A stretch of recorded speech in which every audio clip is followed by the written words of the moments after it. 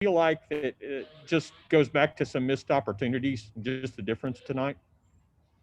Yeah, I think they capitalized on opportunities, and I actually feel like we had more, and we just didn't get the timely hits. And I just look at the game as it was a good old fashioned SEC battle that we were on the wrong side of tonight. But I just thought our team fought hard. I liked how Jenna came in and did a great job in the circle. I think we gave ourselves a ton of opportunities that we didn't necessarily cash in on. And I think we're one hit away from winning that game. It's just one of those games where you're just like, oh crap, sucks to be on the losing side of it or the learning side, whatever you want to say. But more than anything, I just thought that it was a 3 versus 8. It felt like a 3 versus 8.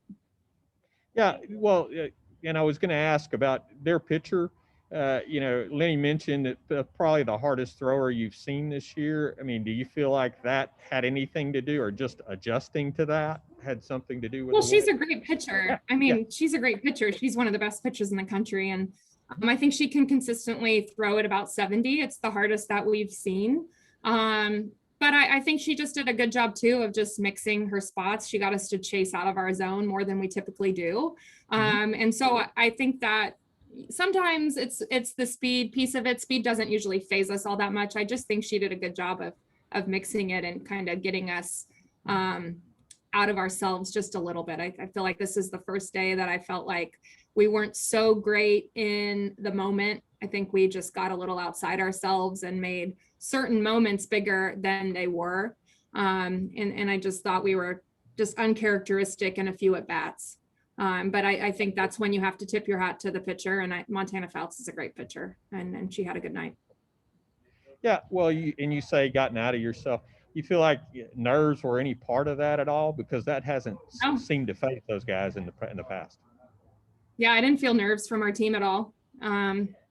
I just think that in big games like that, I think sometimes when you feel like the game's on the line when you're in the box sometimes, and it's not a nerve thing so much. It's an emotion thing, I think, more than anything. That's what we talked about with our team today, is just making sure that we're controlling that piece of it. And that's something that we've done really well all year. And it's the first time that I felt like we just showed that a little bit today, really throughout the season. So, it's just getting back to remembering who we are and who we are as a team that really fights really well in the moment, and getting back to that tomorrow.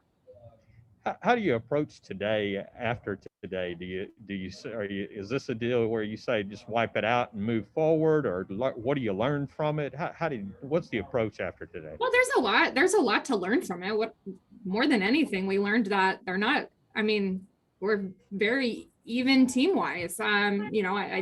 I don't think that we're far off. I think we're one hit away from winning the game.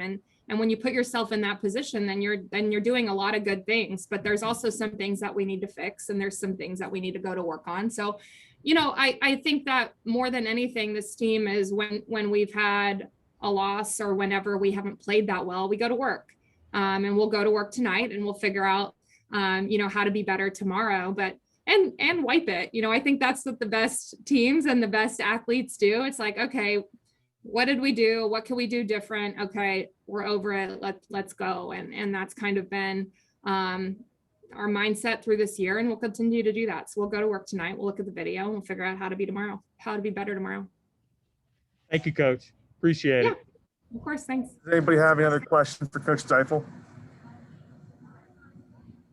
All right, we'll wrap us up for